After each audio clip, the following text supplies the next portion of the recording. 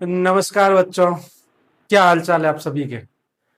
आज मैं जिस पाठ के बारे में बात करने वाला हूं, मतलब 10वीं का एक ऐसा पाठ, 10वीं की जो बोर्ड परीक्षा होती है ना 80 नंबर की, उसमें 8 नंबर का सवाल जो आते हैं, 8 नंबर के सवाल वो इसी पाठ के अंदर से आते हैं, यानी कि प्रकाश का परावर्तन और अपवर्तन।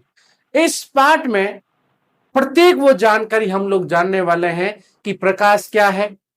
जो दर्पण हम लोग पढ़ेंगे कि जो दर्पण है वो कितने प्रकार के होते हैं, उनके प्रतिबिंब किस प्रकार के बनते हैं। जो लेंस होते हैं, लेंसों के कितने प्रकार हैं, उनके प्रतिबिंब कैसे बनते हैं।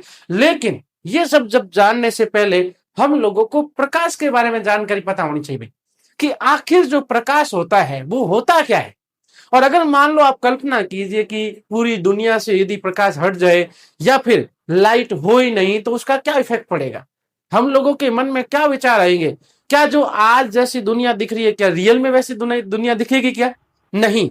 तो नमस्कार, आज हम जो पाठ शुरू करने वाले हैं बहुत ही ज्यादा इंपॉर्टेंट है और इसको हम लोग डिटेल से एकदम ध्यान से पढ़ेंगे। पाठ की शुरुआत में सबसे पहले हमें यह जानना जरूरी है कि आखिर ये जो प्रकाश है वो होता क्या है। प्रकाश एक प्रकार की ऊर्जा है भाई, एक प्रकार की क्या है, ऊर्जा है। और जो क्या करती है, वस्तुओं को दृश्यमान करती है, यानी कि एक ऐसा माध्यम है, एक ऐसी ऊर्जा है जिसके कारण हम पूरी दुनिया को, पूरे संसार की जो भी वस्तुएं हैं उनको देख पाते हैं। तो जो ये प्रकाश होता है वो हमेशा सरल रेखाओं में गमन करता है। कैसे गमन करता है भाई? सरल रेखाओं के अंदर, मतलब एकदम ऐसे गमन करेगा, सीधा सीधा निकलेगा। जैसे अगर मैं आपको बोलना चाहूं, यदि कोई प्रकाश गमन करता है यानी कि आगे की तरफ बढ़ता है, तो ऐसे सरल रेखाओं में आगे की ओर बढ़ेगा, यानी कि सरल रेखा के अनुदेश जो है वो प्रकाश की गति होती है। आगे बात करते हैं कि जो भी यहाँ पे छायाएं बनती है, जो प्रतिबिंब बनते हैं, क्या वो सभी चीजों के बनते हैं क्या, या सभी वस्तुओं के बनते हैं क्या? नहीं। वस्तुएं या पदार्थ तीन प्रकार के होते हैं। पहला होता है पारदर्शी, यानी कि जिनके आर पार जो प्रकाश है वो आ भी सकता है, जा भी सकता है। दूसरे प्रकार की जो वस्तुएं होती है वो होती है पारभासी, यानी कि साफ तरीके से चीजें जो है वो दिखाई नहीं देती। और तीसरे प्रकार की जो वस्तुएं होती हैं वो होती है अपारदर्शी। और हमेशा अपारदर्शी जो वस्तुएं होती हैं वही क्या करती हैं, जो प्रकाश के मार्ग को रोकती हैं और हमेशा उन्हीं की छायाएं बनती है। सवाल अगर मान लो मैं सीईटी के हिसाब से बोलूं, यदि मान लो मैं दूसरी परीक्षाओं के हिसाब से बोलूं, तो ये सवाल भी मैंने खुद देखा है कि परीक्षा में आता है कि जो छायाएं हैं वो किन पदार्थों की बनती है। तो आपको याद रखना है अपारदर्शी। अब अपारदर्शी का मतलब हुआ क्या? जिसके आर पार आप देख नहीं सकते। अगर मान लो मैं यहां से लाइट करूं, तो ये जो हाथ है उस प्रकाश के लिए एक अपारदर्शी वस्तु है, मतलब यहां से जो प्रकाश है वो पार नहीं होगा। तो इस हाथ की जो छाया है वो कहां बढ़ेगी? साइड में बढ़ेगी। आगे देखिए, प्रकाश की प्रकृति क्या है। कि अगर मैं नॉर्मली बात करूं तो हम लोगों ने ये सुनते आए हैं कि जो प्रकाश है वो सीधी रेखा में गमन करता है, यानी कि तरंग के रूप में गति करता है। और कई बार ये भी कहा जाता है कि जो प्रकाश है वो कण के रूप में भी व्यवहार करता है, यानी कि प्रकाश की प्रकृति किस प्रकार की हो सकती है, या तो कण के जैसी हो सकती है या फिर ये तरंग के रूप में आगे बढ़ सकता है। तो आपको ध्यान रखना कि आज का जो आधुनिक क्वांटम सिद्धांत जो है वो क्या कहता है कि प्रकाश या तो कण की भांति काम करेगा या फिर तरंग की भांति। आगे एक और बहुत ही ज्यादा इंपॉर्टेंट है, क्योंकि सीधा सवाल इससे पूछा जाता है कि ये जो विवर्तन है वो विवर्तन होता है क्या। मान लीजिए यहां से प्रकाश सीधा ऐसे जा रहा है, सीधा सीधा सरल रेखा में गमन कर रहा है, और यहां पे एक छोटी सी एक अपारदर्शी वस्तु हो गई। अपारदर्शी वस्तु का मतलब क्या है कि ये जो प्रकाश है वो इससे अंदर से नहीं गुजर सकता। तो ये क्या करेगा, ये इसके किनारों से मुड़ के आगे की ओर चला जाता है, यानी कि ये किनारों से मुड़ने की प्रवृत्ति दर्शाता है। यानी कि अगर मैं परिभाषा की बात करूं तो क्या मतलब हुआ, प्रकाश की वह घटना जिसके द्वारा प्रकाश के यदि मार्ग में कोई छोटी सी अत्यंत अपारदर्शी वस्तु आ जाए, छोटी सी, तो वहां पे क्या करेगा, वो उसके किनारों से मुड़ने की प्रवृत्ति दर्शाता है और इसी को कहते हैं प्रकाश का विवर्तन। ध्यान से देखें यहाँ पे, यदि प्रकाश के पथ में रखी अपारदर्शी वस्तु अत्यंत छोटी हो तो प्रकाश इसके किनारों से मुड़ने की प्रवृत्ति को दर्शाता है, और यही जो है उसको कहते हैं प्रकाश का विवर्तन। बहुत ज्यादा काम का सवाल है, यहाँ पे बन सकता है। आप ध्यान रखना, मैंने क्या बोला आपको, ये पार्ट जो है वो टोटल कितने नंबर का है, 8 नंबर का, और हमें इस प्रकार से पढ़ना होगा कि ये 8 नंबर हम लोग कैसे ला पाए। आगे देखिए, ये फिर प्रकाश की दो घटनाएं, वो एक होता है प्रकाश का परावर्तन और एक होता है प्रकाश का अपवर्तन। ये परावर्तन की घटना है क्या? मान लीजिए कोई एक परावर्तक पृष्ठ है। परावर्तक पृष्ठ का मतलब हम जैसे एक दर्पण होता है जिसका यूज हम घरों के अंदर करते हैं अपना चेहरा देखने के लिए। आपने यदि ध्यान दिया है तो उस दर्पण के जब आप पीछे की साइड में देखेंगे ना, तो पीछे की साइड में एक पॉलिश की भी जगह होती है जो क्या करती है, उस कांच को अपारदर्शी बनाती है, यानी कि जो प्रकाश है उस कांच के अंदर से नहीं जा सकता। तो परावर्तक पृष्ठ का मतलब हुआ क्या? जैसे मान लो ये एक कांच है भाई, ये क्या एक दर्पण है, कांच है, और यहाँ पे ये जो आपको दिखाई दे रही है, अगर मान लो मैं ये बना रहा हूं, इसका मतलब यहाँ पे पॉलिश की हुई है। पॉलिश का मतलब है कि यदि मान लो इसके ऊपर प्रकाश ऐसे गुजर रहा है तो ये पार नहीं हो सकता। तो मान लीजिए कि यहां से यदि कोई प्रकाश की किरण इस परावर्तक पृष्ठ पर आपतित होती है तो परावर्तन के पश्चात यहां से टकरा के क्या हो जाएगी, उसी माध्यम में वापस लौट जाती है समान कोण बनाते हुए। कि जो प्रकाश की किरण यहां पे आ रही है, ये आपको दिखाई दे रही है, आपतित हो रही है, आ रही है, उसका नाम हम लोग यहाँ पे क्या कहते हैं, आपतित किरण। में ध्यान रखना कि जो परावर्तक पृष्ठ पर किरण आती है उसका नाम है परावर्तित, नहीं आपतित किरण, और यहां से जो टकराने के पश्चात वापस लौट जाती है उसको हम नाम देते हैं परावर्तित किरण। ये आपको ध्यान होना चाहिए कि आपतित किरण और परावर्तित किरण क्या होते हैं। चलो, यहां पे यदि आप देखो तो आपतित किरण और परावर्तित किरण के बीच में यहां पे ये जो बिंदु है, इन दोनों को अलग करने वाला एक यहां पे अभिलंब आपको दिखाई दे रहा है। ये आप देखिए, यहां पे अभिलंब दिखाई दे रहे हैं क्या? यहां देखो, अभिलंब और आपतित किरण के बीच में ये जो कोण यहाँ पे बन रहा है इसको हम नाम देते हैं कोण आई, और हिंदी में इसको कहते हैं आपतन कोण। क्या नाम है इसका भाई? आपतन कोण। आपको ध्यान रखना है कि आपतन कोण क्या होता है। आपतन कोण का मतलब होता है जो अभिलंब और आपतित किरण के बीच में बनता है, और यहाँ पे जो ये अभिलंब और परावर्तित किरण के बीच में जो कोण बन रहा है इसको हम नाम देते हैं कोण आर, और इसको कहते हैं परावर्तन कोण। क्या कहते हैं भाई? आपको याद रखना है, क्या कहते हैं यहाँ पे? परावर्तन कोण कहा जाता है। चलो आगे ध्यान दीजिए, यहाँ पे क्या लिखा, परिभाषा की बात करूं क्योंकि एक सीधा सवाल आता है कि प्रकाश का परावर्तन कैसे कहते किसे। प्रकाश का परावर्तन का मतलब होता है प्रकाश की वह घटना जिसमें वह जो एक परावर्तक पृष्ठ होता है उस पर टकराती है और टकराने के पश्चात वापस उसी माध्यम में लौट जाती है। इसी घटना को क्या कहते हैं? प्रकाश का परावर्तन कहा जाता है। और यहाँ पे आप देख सकते हैं जो लिखा है, उच्च कोटि की पॉलिश किया वह पृष्ठ जिस जैसे दर्पण अपने पर पड़ने वाले अधिकांश प्रकाश को क्या कर देता है भाई? परावर्तित कर देता है। इसको कहते हैं प्रकाश का परावर्तन। अब ये परावर्तन नियम है क्या? यदि आप चित्र को यहां से ध्यान से देखेंगे तो यहाँ पे ये कह रहे हैं कि जो कोण आई जो है वो हमेशा कोण आर के बराबर होता है। यानी कि अगर मान लो ये 30 डिग्री है, ये वाला इधर वाला यदि 30 डिग्री है तो ये वाला जो कोण होगा वो भी कितने होगा? 30 डिग्री का होगा। ये आपको ध्यान रखने की जरूरत है। यानी कि पहला क्या हुआ भाई? यदि आपतन कोण और परावर्तन कोण बराबर हो तो यहाँ पे क्या हो सकता है? वो परावर्तन के नियम को फॉलो करता है। यदि मान लो आपतन कोण का मान कितना है? 30 डिग्री, तो परावर्तन कोण का मान भी कितना होगा? 30 डिग्री होगा। और ये सवाल परीक्षा में आया हुआ है और इसके बारे में बहुत बार सवाल पूछे जाते हैं।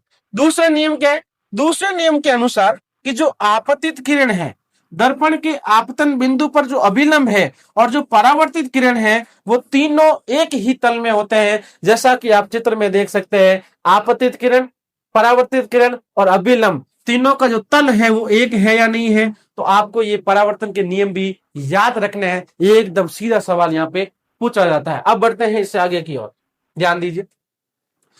समतल दर्पण है। वैसे दर्पण 3 प्रकार के होते हैं। एक तो होता है समतल दर्पण, एक होता है अवतल दर्पण और एक होता है उत्तल दर्पण। जहां पे अवतल दर्पण और उत्तल दर्पण तो गोलीय दर्पण है, लेकिन जो समतल दर्पण है उसके बारे में यदि मैं आपको जानकारी यहाँ पे बताना चाहूं तो समतल दर्पण का यूज हम सब पता है, हम लोग घरों के अंदर अपना चेहरा देखने के लिए हम लोग यूज करते ही करते हैं उसका। समतल दर्पण का वो एक उदाहरण है। अब ये समतल दर्पण में जो हमारे प्रतिबिंब बनते हैं उनमें खास बात क्या है?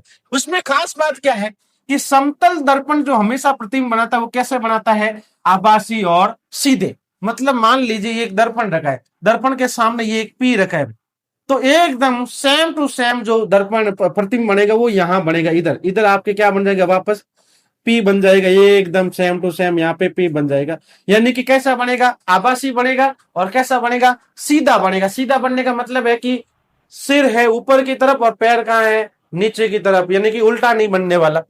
फिर बोला है कि अगर मान लो इसकी साइज है मान लो 5 मीटर, या मान लो आप मान लेते हैं 2 मीटर है, तो यहां पे जो प्रतिबिंब बनेगा उसकी साइज भी कितनी होगी, 2 मीटर की होगी। यानी कि हमेशा बिंब, ये जो वस्तु रखी गई इसको कहते हैं बिंब, और यहाँ पे जो अंदर बन रहा है उसको हमने प्रतिबिंब कहा।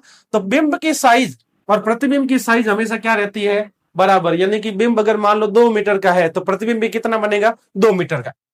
आगे देखते हैं, प्रतिबिंब दर्पण से उतनी ही दूरी पर बनता है जितनी दूरी पर क्या रखा है भाई, बिंब रखा है। जैसे मान लो यहां से लेके यहां तक की दूरी यदि 5 मीटर है, कितनी है, 5 मीटर, तो अंदर जो प्रतिबिंब बनेगा उसकी दूरी भी कितनी हो जाएगी, 5 मीटर ही होगी। यहाँ पे मैंने सेंटीमीटर लिख लिया, लेकिन मैं आपको यहाँ पे पहले ही बता देता हूं कि यहाँ पे जो दूरी होने वाली है वो कितनी होने वाली है, 5 मीटर की होने वाली है। मतलब जो बिंब दूरी है और जो प्रतिबिंब दूरी है वो हमेशा क्या होती है, बराबर होती है। एक बार सवाल ये भी आया था कि यदि मान लो समतल दर्पण में बिंब और दर्पण के बीच की दूरी 5 सेंटीमीटर है, तो जो दर्पण से प्रतिबिंब है वो कितनी दूरी पे बनेगा, और टोटल दूरी कितनी हो जाएगी बिंब और प्रतिबिंब के बीच की। तो प्रतिबिंब तो कितनी दूरी पे बनेगा, 5 मीटर या 5 सेंटीमीटर की दूरी पे, और जो टोटल दूरी हो जाएगी वो यहां से लेके यहां तक वो कितनी हो जाएगी, 10 मीटर की। तो बहुत आसान सवाल था। अगला दीजिए, देखिए प्रतिबिंब जो है वो हमेशा कैसा होता है भाई, पार्श्व परावर्तित होता है। ये पार्श्व परावर्तित होने का मतलब क्या है कि अगर मान लो आप जैसे दर्पण के सामने खड़े, यदि आप ऐसे हाथ उठाओगे ये वाला, तो दर्पण के सामने आप यही हाथ उठाओगे, आपको लगेगा कि आप देख रहे हैं, लेकिन आपका दाया भाग बाया हो जाता है और बाया भाग कौन सा होता है, दाया। इसको क्या कहते हैं, पार्श्व परावर्तन कहा जाता है। तो आप लोगों को मैंने यहाँ पे जानकारी बताई समतल दर्पण के बारे में। ये जो 4 यहाँ पे विशेषताएं दी गई है समतल दर्पण में बनने वाले जो प्रतिबिंब है उनकी, ये वाली बहुत ज्यादा इंपॉर्टेंट है। सीधा सवाल आता है यहाँ पे कि समतल दर्पण द्वारा जो प्रतिबिंब बनते हैं उनकी क्या विशेषताएं हैं। आगे देखिए यहाँ पे, ये गोलीय दर्पण। गोलीय दर्पण होते क्या है, मैंने अभी बोला समतल दर्पण और दूसरे कौन से होते हैं, गोलीय दर्पण। गोलीय दर्पण कितने प्रकार के हैं, 2 प्रकार के, अवतल दर्पण और उत्तल दर्पण। गोलीय दर्पण कहते हैं किसे, तो ऐसे दर्पण जिसका जो परावर्तक पृष्ठ होता है वो कैसा हो, गोलीय। जैसे कि आपको यहाँ पे दिखाई दे रहा है, ये गोल है कि नहीं, ये वाला भी और ये वाला भी, यदि इनका परावर्तक पृष्ठ ऐसे गोल है तो उसको हम क्या कहते हैं, गोलीय दर्पण। गोलीय दर्पण में जो पहला दर्पण आता है वो कौन है, अवतल दर्पण है। और अवतल दर्पण का मतलब क्या है, जिसका परावर्तक पृष्ठ, ये आपको दिखाई दे रहा है ये वाला, जिसका परावर्तक पृष्ठ ये यहाँ पे अंदर की ओर यानी कि गोले के केंद्र की ओर वक्रित हो। ये आपको दिखाई दे रहा है, बाहर जो है वो पॉलिश की हुई है भाई, लेकिन अंदर की तरफ ये झुका हुआ है, तो ये कौन सा दर्पण हुआ, अवतल दर्पण। यहां देखिए आप उत्तल दर्पण। उत्तल दर्पण का मतलब क्या है, जिसका परावर्तक पृष्ठ क्या हो, बाहर की ओर। ये देखिए आप लोग इधर बाहर की ओर निकला हुआ है, यानी कि हम वस्तु को हमेशा कहां रखते हैं, इधर रखते हैं, यानी कि लेफ्ट की साइड में। हमेशा कहां रखेंगे वस्तु को, हम लोग लेफ्ट की साइड में रखते हैं। तो यहां से आप जब देखोगे तो यहां से आपको पता चलेगा कि जो अवतल दर्पण होता है वो अंदर की ओर दर्शा हुआ है, जबकि बाहर की साइड इसकी क्या कर रखी है, पॉलिश कर रखी है। और यदि आप लोगों को उत्तल दर्पण ध्यान, अगर मैं यहां से देखूं इसको, तो यहां से मेरे को दिखाई देगा कि ये जो दर्पण है वो बाहर की ओर उभरा हुआ है, और यहां पे जो पॉलिश की है वो वही पॉलिश गलत कर रखी है यहाँ पे, क्योंकि यहाँ पे ये इस साइड में पॉलिश होगी, यहाँ पे इस साइड में पॉलिश की हुई है। यहाँ पे आप ध्यान रखेंगे भाई, बाहर की तरफ उभरा हुआ है, अंदर की साइड पॉलिश की है, और यहाँ जो अगर बिंब रखा होगा वो यहाँ से प्रकाश की किरणें अंदर की तरफ जाएगी। समझ में आ रहा है कि आपको ये इतना, और ये कोई बहुत ज्यादा भारी नहीं है। जब आप प्रैक्टिस करोगे अपने आप चीजें आपको समझ में आती जाएगी। तो मैंने कितने दर्पण बताए, 2। परिभाषा ज्यादा कोई पूछता नहीं है, लेकिन आपको फिर भी ध्यान रखनी है। आगे गोलीय दर्पण में यदि मैं महत्वपूर्ण बिंदु की बात करूं, कुछ बिंदु ऐसे होते हैं जिनके बारे में सीधे सवाल पूछ लिए जाते हैं, क्योंकि यहाँ पे अगर मान लो मैं अगर इस दर्पण की बात करूं, ये एक प्रकार का क्या हो गया भाई, दर्पण हो गया, और ये जो दर्पण है वो गोले के ही भाग होते हैं। तो गोले, इस गोले का, अगर मान लो ये दर्पण एक गोले का भाग था, तो उस गोले का जो केंद्र है, यहाँ पे ये वाला जो केंद्र दिख रहा है, इसको हम बोलते हैं वक्रता केंद्र। क्या कहते हैं हम लोग इसको? वक्रता केंद्र। और वक्रता केंद्र की जो परिभाषा है वो आपको यहाँ पे दे रखी। क्या लिखा है? उस गोले का केंद्र जिसका दर्पण क्या है, एक भाग है, और उस गोले का जो केंद्र होता है उसको ही वक्रता केंद्र कहते हैं, जिसको दर्शाया जाता है सी से। किससे दर्शाते हैं? सी से। ये जो आपको जो दर्पण दिख रहा है, इस दर्पण का ये जो केंद्र आपको दिख रहा है, मेन पॉइंट आपको जो दिख रहा है, इसको कहते हैं हम लोग ध्रुव, जिसको दर्शाते हैं पी से। यानी कि परावर्तक पृष्ठ का जो केंद्र होता है उसको यहाँ पे क्या कहा जाता है? उसको कहा जाता है ध्रुव कहा जाता है, जिसको दर्शाते हैं पी से। ये इस पी से लेके, यानी कि ध्रुव से लेके ये वक्रता केंद्र की जो बीच की दूरी है उसको हम हमेशा आर से दर्शाते हैं, और इसे कहते हैं वक्रता त्रिज्या। यानी कि उस गोले का गोले की जो त्रिज्या है, जिसका जो दर्पण है और उस वक्रता केंद्र और जो ध्रुव है उसके बीच की दूरी जो है वो क्या कहलाती है भाई? वक्रता त्रिज्या कहलाती है। और द्वारक का मतलब क्या? द्वारक का मतलब होता है परावर्तक पृष्ठ की वर्ताकार सीमा रेखा का व्यास। आपको यहां देखिए, ये जो आपको दिख रहा है, ये आपको दर्पण दिख रहा है इधर, इस दर्पण का यहां से लेके यहां तक जो पूरी टोटल दूरी, यानी कि अगर मान लो ये जो व्यास आपको दिख रहा है, इस व्यास को ही हम लोगों ने क्या नाम दिया? द्वारक नाम दिया। ये आपको दिखाई दे रहा है क्या भाई? यहाँ पे एक गोले का ही भाग है ना ये दर्पण, यहां से लेके ये वाला जो है उसको अपन व्यास कह सकते हैं। और व्यास जो है वो क्या कहलाता है? परावर्तक पृष्ठ का व्यास, वो कहलाता है हमारा द्वारक। आगे बढ़ते हैं हम लोग यहां से। ये देखिए, अब दर्पण हम लोगों ने दो की, हमने कितने दर्पणों की बात की? दो। एक होता है अवतल, एक होता है उत्तल। अब यहाँ पे प्रकाश का परावर्तन हो कैसे रहा है? मान लीजिए ये एक कौन सा दर्पण है? ये है अवतल दर्पण, जैसा कि चित्र में आपको दिखाई दे रहा है। ये कौन सा दर्पण होगा? अवतल दर्पण, जो अंदर की तरफ धसा हुआ हो और बाहर इसके क्या कर रखी है? पॉलिश कर रखी है। मान लीजिए यहां से प्रकाश की किरणें जो है वो मुख्य अक्ष के समांतर क्या हो रही है? आपतित हो रही है। ये जो आपको पूरी लाइन आपको जो दिखाई दे रही है, इसको हिंदी में कहते हैं मुख्य अक्ष। मैंने अभी बोला ये जो आपको पॉइंट दिखाई दे रहा है, इसको दर्पण का ध्रुव यानी कि पी से दर्शाते हैं, वो कहते हैं। ये जो बिंदु आपको दिखाई दे रहा है इसको कहते हैं मुख्य फोकस बिंदु, और ये जो सी यहां पे जो लिखा है इसको कहते हैं वक्रता केंद्र। मैं क्या कह रहा हूं, यदि इस मुख्य अक्ष के समांतर कोई प्रकाश किरण आपतित हो रही है तो परावर्तन के पश्चात कहां से निकल जाएगी? मुख्य फोकस बिंदु से निकल जाएगी यहाँ पे। और मान लो यहां से भी यदि कोई प्रकाश की किरण ऐसे आपतित हो रही है तो परावर्तन के पश्चात ये भी क्या हो जाएगी? मुख्य फोकस बिंदु से निकल जाएगी। ये वाली चीज आपको ध्यान रखना है। और जिस बिंदु पर ये प्रकाश किरणें परावर्तन के पश्चात मिल जाती है उसी को हम लोग कहते हैं मुख्य फोकस बिंदु, जो कि परिभाषा लिखी है कि यदि मान लो अवतल दर्पण में मुख्य अक्ष के समांतर प्रकाश किरणें आपतित हो रही हैं तो वो परावर्तन के पश्चात एक ही बिंदु पर मिलती है, और उसी बिंदु को क्या कहा जाता है? मुख्य फोकस कहा जाता है, जिसको किससे दर्शाते हैं भाई?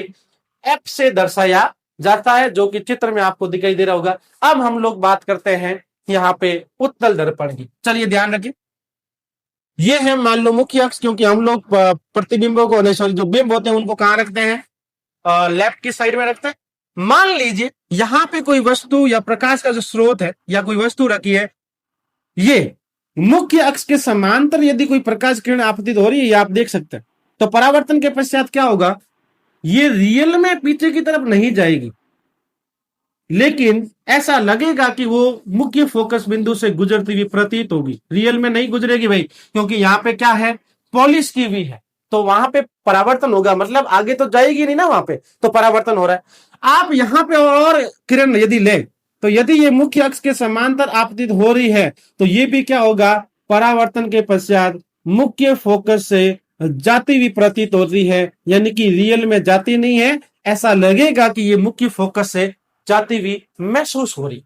तो यहाँ पे परिभाषा में देखो, इसमें तो रियल में कहां से मिल रही है? एक ही बिंदु पर, जिसको हमने क्या बोला? मुख्य फोकस बिंदु। लेकिन उत्तल दर्पण में कभी भी ये किरणें आगे जाके मिलती नहीं है, क्योंकि परावर्तन हो रहा है। तो यहां पे क्या हो रहा है कि मुख्य फोकस एक ही बिंदु पर ये जाती हुई प्रतीत होगी, जैसा कि मैंने डैश डैश करके यहां पे आपको बताया। तो ये ध्यान रखने वाली बात है। तो यहाँ पे ये परिभाषा, ये सीधे सवाल यहाँ पे पूछते हैं कि भाई अवतल दर्पण का मुख्य फोकस बिंदु किसे कहते हैं? तो मैं जो बोल रहा हूं उसको ध्यान से सुनना। जब प्रकाश की किरणें अवतल दर्पण के मुख्य अक्ष के समांतर आपतित होती हैं तो परावर्तन के पश्चात वो एक ही बिंदु पर मिलती हैं और उसी बिंदु को क्या कहते हैं, अवतल दर्पण का मुख्य फोकस बिंदु कहा जाता है। और उत्तल दर्पण का मुख्य फोकस बिंदु किसे कहते हैं कि जब अवतल दर्पण में मुख्य अक्ष के समांतर प्रकाश की किरणें आपतित होती हैं तो परावर्तन के पश्चात वो एक ही बिंदु पर मिलती हुई प्रतीत होगी, यानी कि रियल में मिलती नहीं है। और जिस बिंदु पर ये मिलती हुई प्रतीत होती है उसी को हम नाम देते हैं उत्तल दर्पण का मुख्य फोकस बिंदु, यानी कि एफ कहा जाता है। और आप लोगों को ध्यान रखना है कि ये जो हमने थोड़ी देर पहले हमने बोला था कि पी से लेके इस सी के बीच की जो दूरी है उसको हमने आर कहा था। क्या कहा था भाई, आर, यानी कि वक्रता त्रिज्या। ये वाली जो दूरी है पी और एफ के बीच की दूरी और एफ और सी के बीच की दूरी, इसको हम कैसे लिखेंगे, इसका एक बहुत ही अच्छा रिलेशन है फोकस दूरी और इसके बीच में वक्रता त्रिज्या के बीच में वो क्या है, वो आपको याद रखना है, आर बराबर 2f। क्या रिलेशन है भाई, आर बराबर 2f। ये जो चीजें हैं बहुत ज्यादा आपको ध्यान रखना है। ये वाला जो आपको दिखाई दे रहा है क्या फॉर्मूला, आर बराबर 2f। आर का मतलब यहाँ पे क्या है, आर का मतलब है इधर वक्रता त्रिज्या और एफ जो है स्मॉल एफ जो आपको दिखाई दे रहा है उसका मतलब होता है फोकस दूरी। यदि मान लो इसको मैं हिंदी में जो बोला हूं ध्यान रखना कि यहाँ पे जो ये वक्रता त्रिज्या है वो फोकस दूरी क्या होती है भाई, दुगुनी होती है। मतलब ये देखिए वक्रता त्रिज्या फोकस दूरी की दुगुनी है। और अगर मान लो आपको एफ का मान निकालना है तो ये जो दो है वो इसके तो इधर भेजेंगे, ये गुणे में था इधर आता क्या हो गया भाग में, तो क्या हो गया एफ बराबर आर बटा 2। ये वाला फॉर्मूला भी आपको ध्यान रखना है। और यदि मैं इसको शब्दों में बोलना चाहूं तो कैसा बोल सकता हूं कि किसी भी दर्पण की फोकस दूरी उसकी वक्रता त्रिज्या क्या होती है भाई, आधी होती है। यहां पे मैंने क्या बोला कि जो वक्रता त्रिज्या है वो फोकस दूरी क्या है, दुगुनी है। और यदि फॉर्मूला ये हो तो हम क्या बोलेंगे, किसी भी दर्पण की फोकस दूरी उसकी जो वक्रता त्रिज्या है उसकी क्या होती है भाई, आधी होती है। बहुत ही ज्यादा इंपॉर्टेंट सवाल है क्योंकि अभी मैं जब आपको क्वेश्चन आंसर कराऊंगा तब ये दोनों फॉर्मूले जो है वो बहुत ज्यादा काम आने वाले हैं। इसको भी आपको क्या करना है, ध्यान रखना है। आज की क्लास को हम लोग इधर ही खत्म करेंगे क्योंकि आने वाले टाइम में अभी जो कल क्लास होगी उसमें हम लोग अवतल दर्पण और उत्तल दर्पण के द्वारा जो प्रतिबिंब बनते हैं उसको हम डिटेल से पढ़ेंगे। आज की क्लास को हम लोग यहीं पे खत्म करते हैं। यदि आप लोगों को ये जो भी चीजें मैंने अभी पढ़ाई है, कौन कौन सी चीजें मैंने आपको पढ़ाई थी, थोड़ा सा इसको वापस देख लेते हैं कि सबसे पहले हम लोगों को जानना है कि आखिर प्रकाश होता क्या है, प्रकाश जो है वो किसकी छायाएं बनाता है, विवर्तन किसे कहते हैं भाई, विवर्तन की परिभाषा यहाँ पे मैंने लिखी हुई है उसको भी आप ध्यान रखेंगे। उसके बाद प्रकाश का जो परावर्तन है उसकी परिभाषा आपको ध्यान रखनी पड़ेगी कि परिभाषा होती क्या है, मैंने अभी आपको बताई थोड़ी देर पहले। और उसके अलावा यहाँ पे ये जो चीज है परावर्तन के नियम बहुत ज्यादा काम की है, बहुत ज्यादा काम की। सीधा पूछा जाता है परावर्तन के नियम लिखिए। और ये जो चित्र मैंने आपको बोला वो चित्र आपको याद रखना है, आपको कैसे बनाना आप देख लीजिए। फिर ये समतल दर्पण द्वारा बनने वाले प्रतिबिंब और इसकी क्या विशेषताएं हैं, हमेशा बहुत बार परीक्षा के अंदर इन चारों विशेषताओं को आपको लिखना होता है, ध्यान लिखेंगे आप लोग। आगे देखिए आप, ये चीजें भी मैंने आपको थोड़ी देर पहले यहाँ पे बताई। गोलीय दर्पण कितने होते हैं, 2 है। आपको परावर्तक पृष्ठ आपको दिखाई दे रहा होगा, यहाँ पे आप देख लीजिए। ये द्वारक किसे कहते हैं, वक्रता त्रिज्या किसे कहते हैं, वक्रता केंद्र किसे कहते हैं, ये भी आपको चीजें ध्यान रखनी है, आपको आनी चाहिए। और इन सभी में मुख्य बात जो है वो आपको मैं कह रहा हूं, इन दोनों फॉर्मूलाज को आप ध्यान रखेंगे, आर बराबर 2f या फिर एफ बराबर आर बटा 2।